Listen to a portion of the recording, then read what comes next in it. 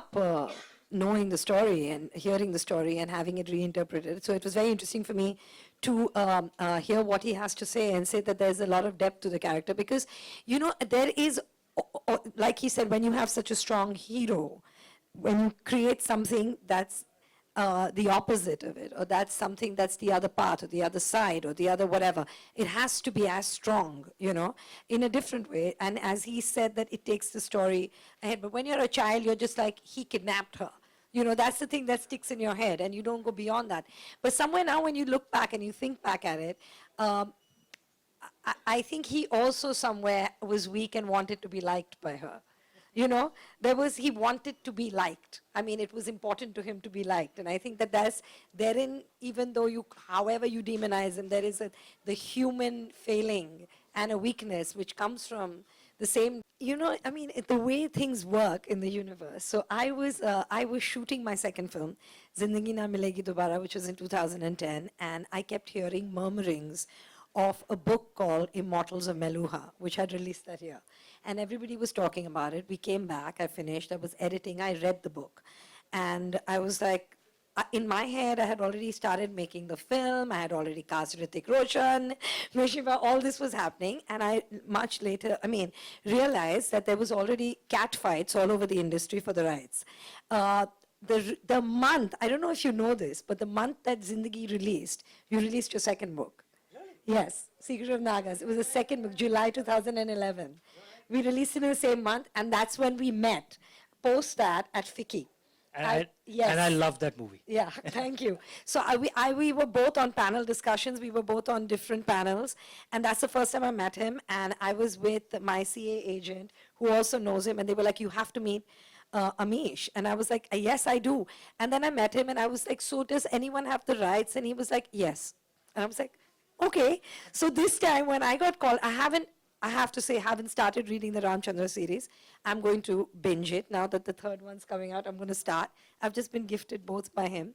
And I'm coming in a little early this time to territory. You know, it's even it's not just among ancient Indians, even among ancient Greeks, for example, what we call a muse.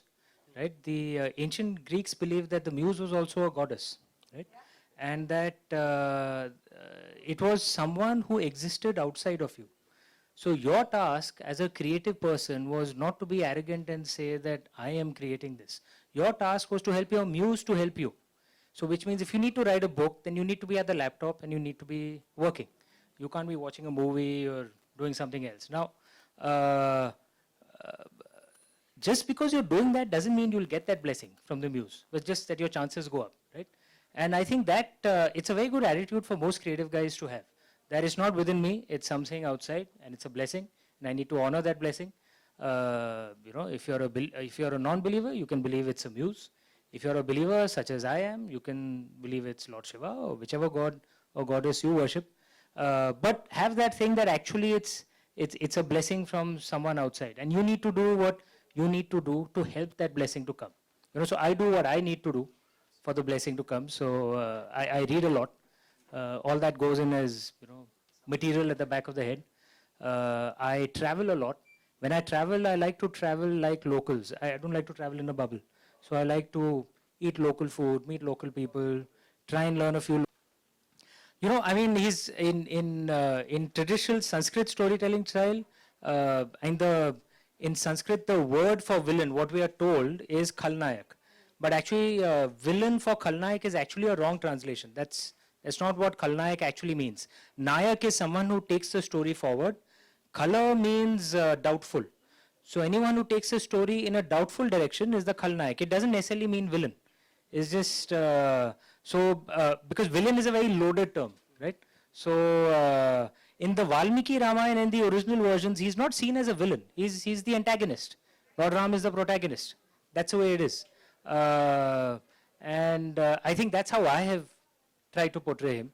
There's a lovely line that the marketing guys came up with in the blurb at the back, that without the darkness, light has no purpose. And that, I think, describes Raavan to a major extent, because without a so-called villain, what would the gods do? Right? They need someone to fight.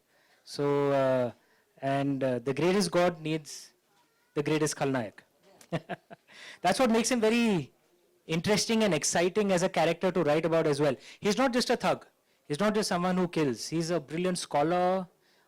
He's a brilliant musician. He's invented instruments which exist. And at least myths say that he invented those instruments which exist till today. So Rudravina, which is probably the best stringed instrument that one can find, that was invented by him in honor of Lord Shiva. The Raavan Hatta, the Rajasthani, I'm sure all of you must have heard of it.